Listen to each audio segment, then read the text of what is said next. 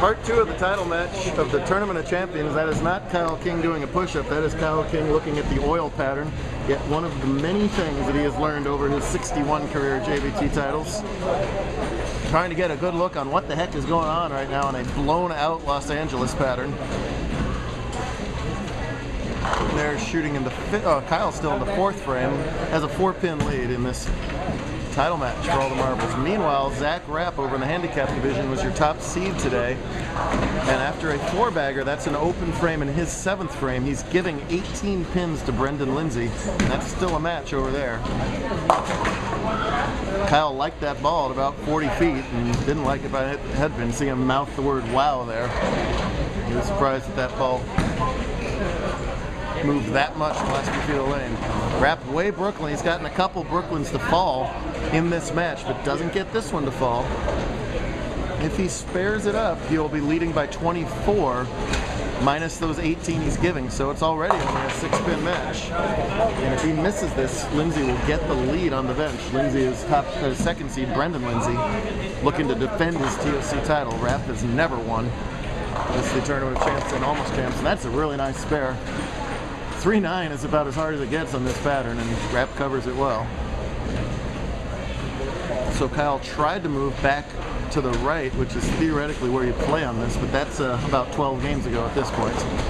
No one knows his own physical game better than Kyle King knows his game. Let's see if he can put it all together here. There it is. Oh, real good shot. Perfect shot, just a ring 10, nothing to do about that. I think he's happy with that, he'll stay there.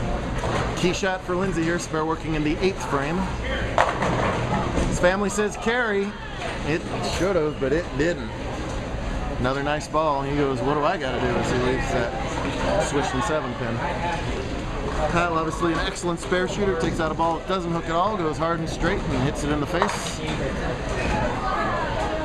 He maintains a 3-pin lead now with spares there in the 4th and 5th. Lindsey doesn't want to give away this 7-pin. No easy spare on the lane on a pattern like this, and it had to wheel the whole way, and it does.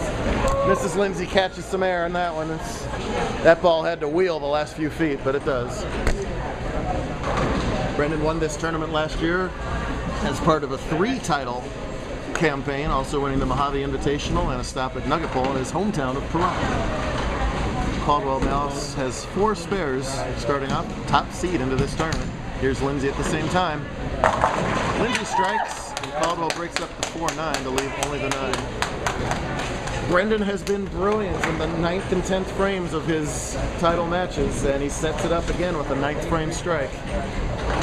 What will Rapp do here? He's been all over the place, but has a good score. Oh, and he gets the 4-pin to trip. Everything going his way. He was dominating this tournament early on. Still led the last 8 rounds, but Sierra Chameau almost caught him. Lindsey defeated Chameau in the previous match. Bryanna should have no trouble with this 9-pin, but no gimmies out there on this flat pattern. She knows what's up though, hard and straight at it, no trouble.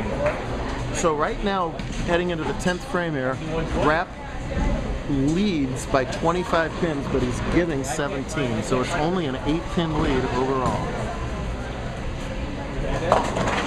But 2 8-10s in the 10th. It's an 18 pins that he's giving. What a disaster. Essentially unmakeable. He's got to look at the scoreboard here. It's complicated when you factor in the handicap. But since you're not going to make it, I think you really want to be sure of this 2 here. You never know what Brendan's going to come up with, and he's going to get, well, he's going to get 2. Not the way we thought he would get 2, but he gets the 2 out of it. So that's 205, which is a nice game, first of all. Minus the 18 pins, so that's essentially a 187. For Brendan Lindsey to defend his TSC crown, he needs to fill 16 pins, yes. Mark 6 would be 188. It's got a hook. Oh, is he ever lucky to not wash out there? That's exactly where that ball has been has been washing out all day long. He avoids the washout. Now must spare this and get 6 for 188 plus 18 is 1. No, 192. Yeah. Have it right.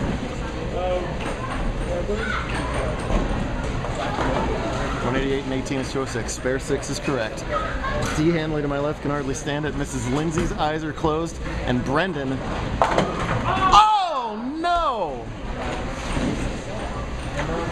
Chops the 1-2 off the 8. It looked for all the world like he had it. It misses it. That's 198 with pins, and Zach Rapp by 7 pins. The bowlers trade open in the 10th frame, and Zach wins the title. He is back there beside himself. What a heartbreaking finish for Brendan when it looked like it was about to be a heartbreaking finish for Zach. They go back and forth. First and second ain't bad, but don't tell Brendan that right now. That's a brutal finish. Wow. High drama in the scratch division, but Zach Rapp, what a way to join the JBT Winners Club. It looked like he had that spare. You couldn't have chopped that by much less than that. Wowee. Well, you know what? Hats off to Zach. He dominated all day long. Brendan, that's going to be a tough pill to swallow, but maybe he'll be back and even tougher in the TPC when you'll see him again. You learn from these experiences. Wow. All right. Should be a great finish in the scratch division as well. We'll be back for that in part 3.